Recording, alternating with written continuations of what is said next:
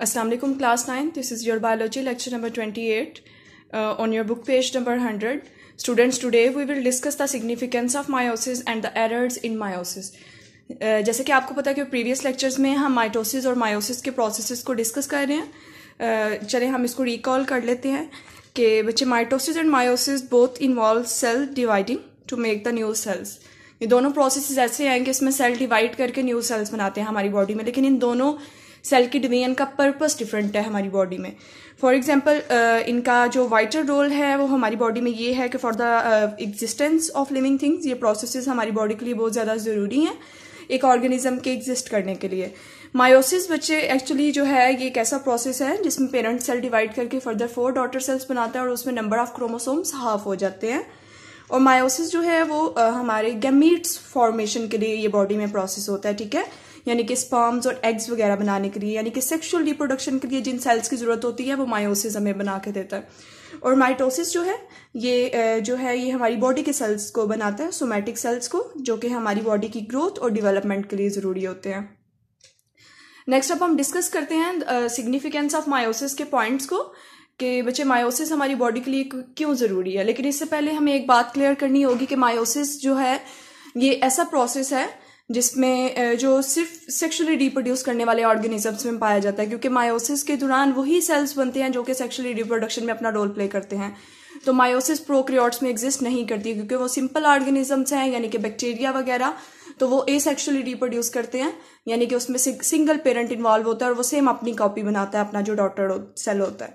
लेकिन sexually reproduction में 2 parents involve होते हैं और उसमें जो गैमीट्स जो मिल के नेक्स्ट ऑफस्प्रिंग बनाते हैं वो मायोसिस के प्रोसेस के थ्रू बनते हैं. अब हम देखते हैं कि सिग्निफिकेंस ऑफ मायोसिस, यानी कि मायोसिस के क्या क्या एडवांटेजेस हैं हमारी लाइफ में. First of all, the significance of meiosis for the reproduction and inheritance was described in 1890 by a German biologist August Weismann. बच्चे मायोसिस की सिग्निफिकेंस जो है वो ज़रूरी है मायोसिस फॉर द रिप्रोडक्शन, यानी कि अपनी स्पीशी को कंटिन्यू रखने के लिए या अपना नंबर अपने ऑफस्प्रिंग्स को प्रोड्यूस करने के लिए जो है वो मायोसिस सिग्निफिकेंट रोल प्ले करती है. इसके अलावा इनहेरिटेंस में रोल प्ले करती है.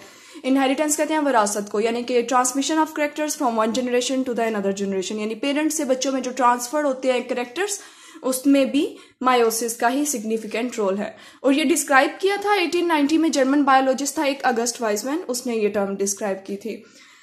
Next is that he pointed out that August Weismann ने ये बताया कि जो मायोसिस है was necessary not only to maintain the number of chromosomes in the next generation.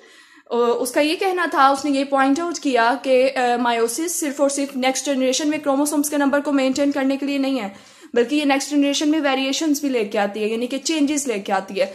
और वो हम जब मायोसिस का प्रोसेस हमने पहले एक्सप्लेन करके पढ़ा है तो उसमें हमने एक प्रोसेस देखा था क्रॉसिंग ओवर का, यानी कि क्रोमोसोम्स अपने सेगमेंट्स एक दूसरे के साथ शेयर करते हैं, वो शफल करते हैं अपना जेनेटिक मटेरियल, जिसकी वजह से नेक्स्ट जनरेशन में वेरिएशंस आ जाती हैं, चेंजेस आ जाती हैं, जिसकी वजह से बच्चे जो हैं वो बिल्कुल अपने पेरेंट्स से मिलते जुलते नहीं होते, उनमें थोड़ी बहुत चेंजेस जरूर होती हैं. Okay, the first significance of meiosis is that it maintains the number of chromosomes in next generation. तो पहली सिग्निफिकेंस ये है कि maintenance of the chromosome number in next generation. तो इसको हम डिस्कस कर लेते हैं कि meiosis is essential for the sexual reproduction. Meiosis जो है वो बच्चे सेक्सुअल रिप्रोडक्शन के लिए बहुत जरूरी है, ठीक है, जिसमें 2 पेरेंट्स इन्वॉल्व होकर फर्दर अपने डॉटर सेल्स बनाते हैं. इसके अलावा in human diploid gamete mother cells, या जिनको हम जर्मलाइन सेल्स भी कहते हैं, they undergo the meiosis to form the haploid gametes. बच्चे ह्यूमंस के केस में जो डिप्लॉइड गैमीट मदर सेल्स या जर्मलाइन सेल्स, जिनको हम सेक्स सेल्स भी कहते हैं, यानी कि स्पर्म्स और एग्स, ये डिप्लॉइड गैमीट होते हैं, ठीक है. जब ये मायोसिस के प्रोसेस में से पास करते हैं तो फिर ये फर्दर हैप्लॉइड गैमीट्स बनते हैं. और ये कॉन्सेप्ट हमें क्लियर है कि डिप्लॉइड में the full number of total number of chromosomes, यानी कि टोटल 46 क्रोमोसोम्स, और हैप्लॉइड का मतलब होता है with the reduction of chromosomes, यानी कि क्रोमोसोम्स का नंबर हाफ हो जाएगा. अगर इसमें 46 हैं तो इसमें 23 होंगे. Next point is that male and female gametes unite to form the diploid zygote. बच्चे मेल और फीमेल गैमीट्स जब आपस में मिलते हैं तो एक जो नया सेल बनता है वो जाइगोट होता है और जाइगोट डिप्लॉइड होता है. जैसे कि आपको यहाँ पे दिखाया गया, this is the male gamete जो कि स्पर्म है और ये हैप्लाइड है, ठीक है, इसमें नंबर ऑफ क्रोमोसोम्स हाफ है। इसी तरह ये फीमेल गमीट एग है, ये भी हैप्लाइड है। जब ये दोनों आपस में फ्यूज करते हैं, इनका फ्यूजन होता है, जो नेक्स्ट सेल हमारे पास आएगा वो जाइगोट होगा और जाइगोट रिटेन कर लेगा टोटल नंबर ऑफ क्रोमोसोम्स और वो डिप्लाइड होगा। मतलब इसके हाफ और इसके हाफ आपस में मिलके जब वो फ्यूज कर जाएंगे तो हमारे पास जो नया सेल आएगा वो जाइगोट होगा और वो डिप्लाइड होगा with the total number of chromosomes. अब बच्चे जाइगोट में फर्दर क्या चेंजेस आएंगे? Diploid zygote further passes through the mitosis, यानी कि जाइगोट के अंदर जो सेल्स हैं वो कंटिन्यूसली डिवाइड करते जाएंगे रिपीटेडली और उसके बाद हमारे पास एक डिप्लाइड ह्यूमन आ जाएगा। तो ये हमने देखा कि मायोसिस कैसे सिग्निफिकेंट रोल प्ले कर रही है क्रोमोसोम के नंबर को मेंटेन करने के लिए इन द नेक्स्ट जनरेशन, नई आने वाली नस्ल में वो कैसे मेंटेन कर रही है। तो इसमें हमने देखा कि ये सेक्सुअल रिप्रोडक्शन में रोल प्ले करती है। जब मेल और फीमेल के गैमीट्स आपस में मिलते हैं, और वो गैमीट्स आपने बात याद रखनी है वो मायोसिस के प्रोसेस के थ्रू बने थे, वो गैमीट्स जब आपस में फ्यूज करते हैं तो जाइगोट बनता है, जाइगोट में फर्दर माइटोसिस होती है यानी सेल्स डिवाइड करते हैं और हमारे पास डिप्लाइड ह्यूमन आ जाता है। अब हम नेक्स्ट केस देखते हैं।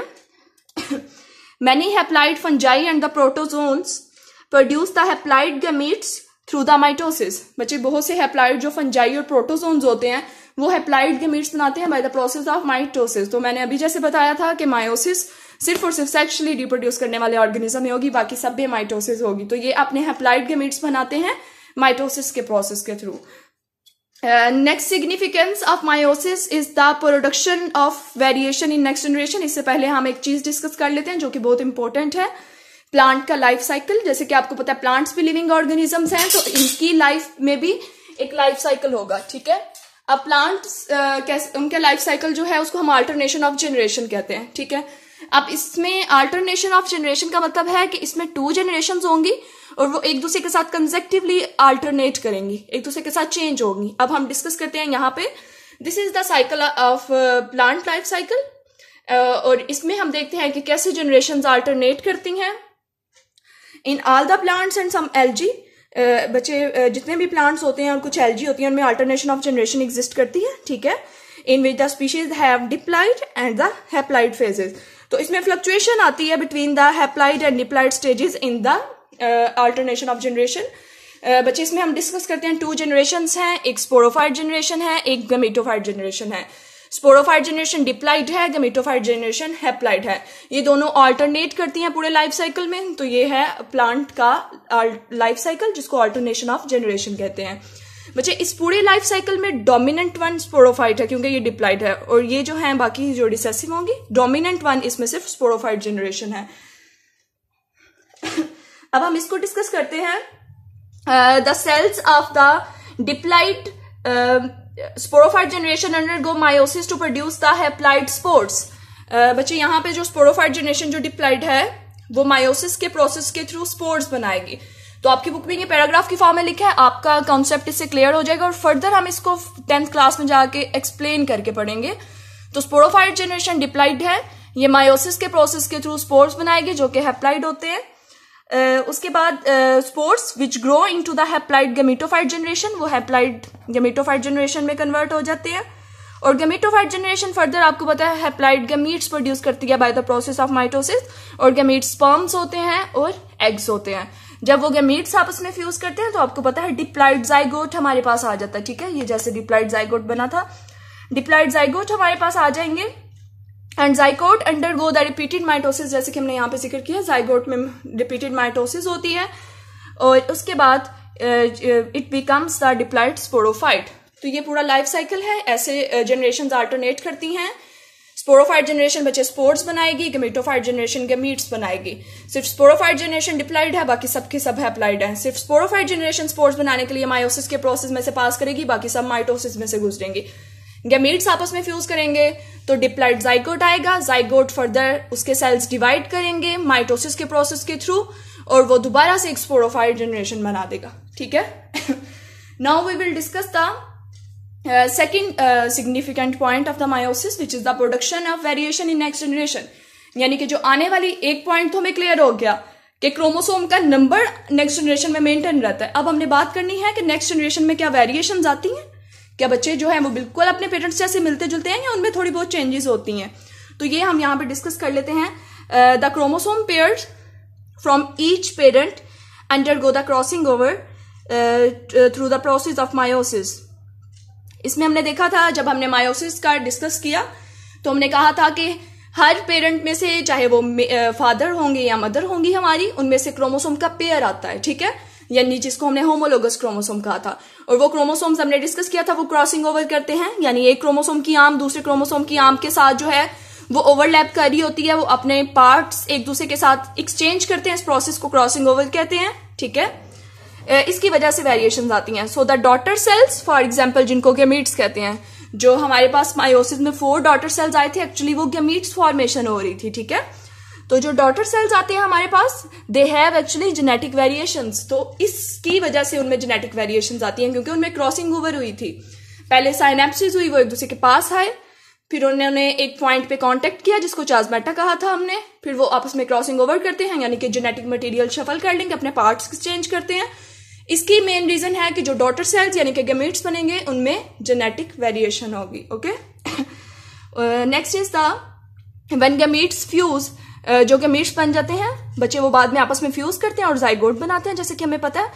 तो उसका जेनेटिक मेकअप जो होगा जाइगोट का, वो बोथ पेरेंट्स से डिफरेंट होगा, क्योंकि क्रॉसिंग ओवर हुई थी।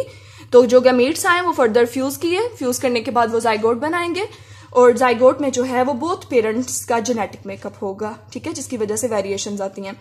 दस meiosis allow a species to bring variation in next generation. तो इस वजह से मायोसिस में के प्रोसेस के थ्रू जो नेक्स्ट जनरेशन आती है उसमें वेरिएशंस होती हैं, ठीक है।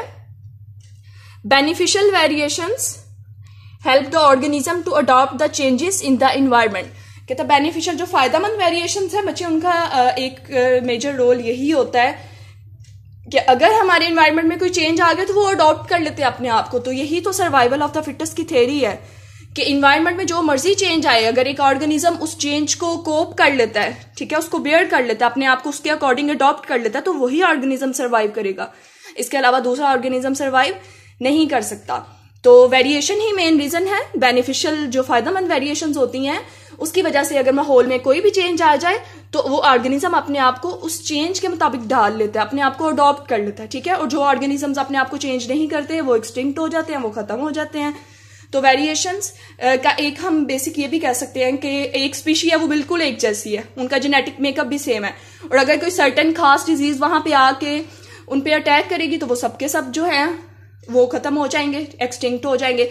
लेकिन अगर वेरिएशन होगी ना, किसी स्पीशी में थोड़ी बहुत चेंजेस होंगी और एक स्पेसिफिक डिजीज आके हम पे जो है वो अपना अटैक कर देगी, तो कुछ लोगों का जो है हम कह सकते हैं डिफेंसिव मैकेनिज्म अच्छा होगा, वो सर्वाइव कर जाएंगे, कुछ नहीं करेंगे। तो वेरिएशंस की एक बेसिक ये भी रीजन होती है कि हम जो है एनवायरनमेंट में आने वाली चेंजेस को अडॉप्ट कर लेते हैं।